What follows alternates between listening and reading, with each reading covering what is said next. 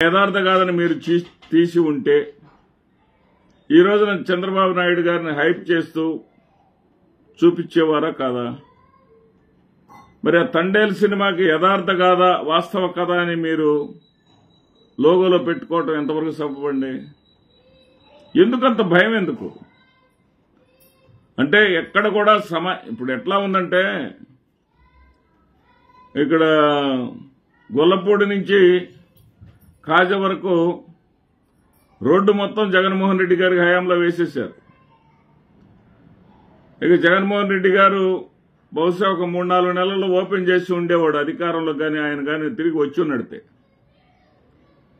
ఏది అక్కడ దాదాపు 3.2 కిలోమీటర్లు కృష్ణానది పైన పెద్ద ఎత్తున 2 వరుసలు అంటే 4 లైన్ బ్రిడ్జిని కూడా కట్టేశారు. పెద్ద వంతెన కట్టారు, రహదారి పూర్తయింది, అక్కడక్కడ చిన్న చిన్న కలవర్టులు పూర్తి కావాల్సింది. ఈ మొత్తం కూడా కేంద్ర ప్రభుత్వం నిధులే కావచ్చు, కానీ ఆంధ్రప్రదేశ్ రాష్ట్ర ప్రభుత్వ పర్యవేక్షణలో జగన్మోహన్ రెడ్డి గారి హయాంలో పూర్తయినటువంటి పరిస్థితి. దానిని ఎక్కడ కూడా ప్రస్తావన లేకుండా ఈ మధ్య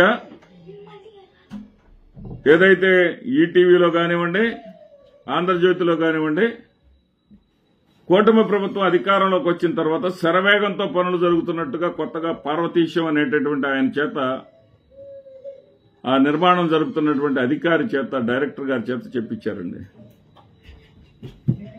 ఎంత దారుణం ఇది! నిజానికి జగన్మోహన్ రెడ్డి గారు ముఖ్యమంత్రిగా కొనసాగి ఉన్నట్లయితే ఈ పాటికి ఆ రోడ్డు ప్రారంభించబడేది. ఆ రోడ్డును కానీ వెంటనే అధికారంలోకి వచ్చినటువంటి కూటమి ప్రభుత్వం అధికారంలోకి వచ్చినటువంటి 2-3 సంవత్సరాల్లోనే 2-3 నెలల్లోనే ప్రారంభిస్తే 2-3 నెలల్లో ఇంత రోడ్డు ఎప్పుడు నిర్మించారు?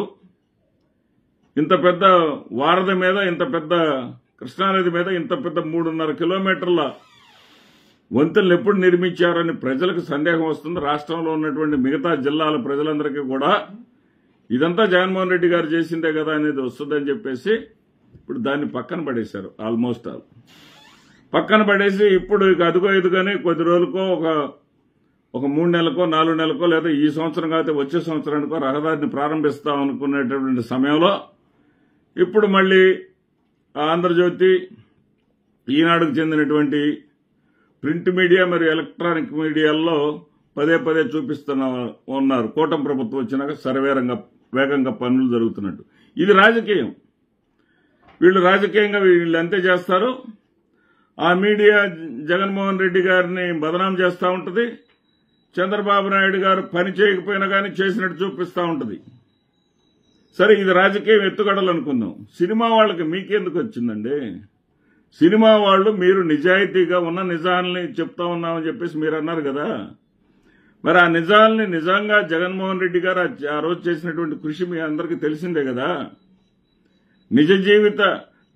నిజమైనటువంటి వాస్తవ కథ ఆధారంగా తీసినటువంటి సినిమా అన్నప్పుడు జగన్మోహన్ రెడ్డి గారి పేరు మీరు సినిమాలో పెట్టకపోయినా సరే అప్పటి ముఖ్యమంత్రి ఏ పవన్ మోహనో లేకపోతే ఏదో ఒక మీ పేరు పెట్టుకొని అప్పుడు ముఖ్యమంత్రి, ఆంధ్రప్రదేశ్ రాష్ట్ర ముఖ్యమంత్రి సహకరించినట్టుగా కూడా మీరు చూపించలేకపోయారు అంటే ఇంత పాక్షిక ధోరణి,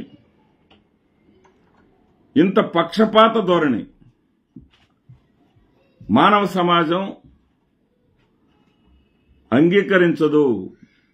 ఇది ఏ రోజుకైనా సరే మీ యొక్క చేతగానితనాన్ని చూసి భవిష్యత్తు తరాలు నవ్వుకుంటాయని మాత్రమే నేను చెప్పగలను. నమస్తే.